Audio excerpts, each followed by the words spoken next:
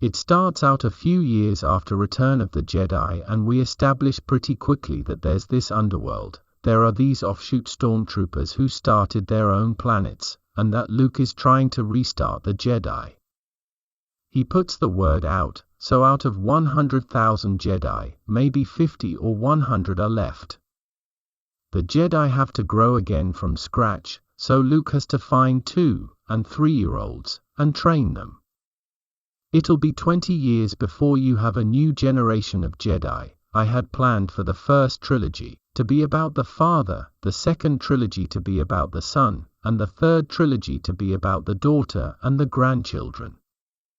Rebuilding afterwards is harder than starting a rebellion or fighting the war. The Stormtroopers refuse to give up when the Republic win.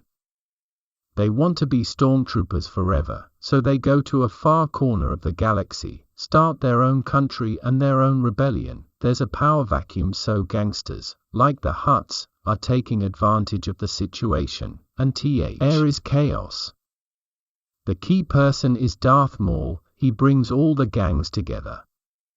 But he's very old. Darth Maul trained a girl, Darth Talon. She was the new Darth Vader, and most of the action was with her. So these were the two main villains of the trilogy. Maul eventually becomes the godfather of crime in the universe because, as the Empire falls, he takes over. Leia is trying to build the Republic. They still have the apparatus of the Republic, but they have to get it under control from the Gangsters. By the end of the trilogy, Luke would have rebuilt much of the Jedi, and we would have the renewal of the New Republic, with Leia, Senator Organa, becoming the Supreme Chancellor in charge of everything.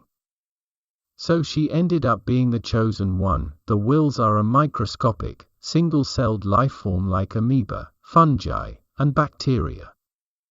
There's something like 100,000 times more Whills than there are Midichlorians, and there are about 10,000 times more Midichlorians than there are human cells. The only microscopic entities that can go into the human cells are the Midichlorians. They are born in the cells. The Midichlorians provide the energy for human cells to split and create life.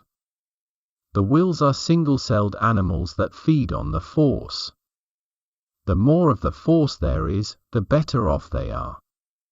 So they have a very intense symbiotic relationship with the Midichlorians, and the Midichlorians effectively work for the Whills. It is estimated that we have 100 trillion microbes in our body, and we are made up of about 90% bacteria and 10% human cells.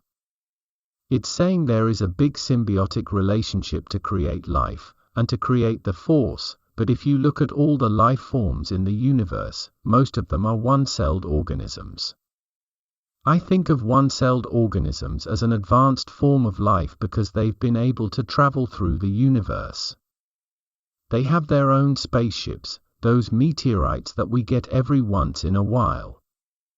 They've been living on those things for thousands of years. They've been frozen, unfrozen, and can survive almost anything. The one-celled organisms have to have a balance.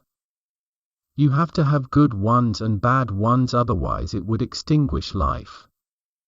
And if they go out of balance, the dark side takes over.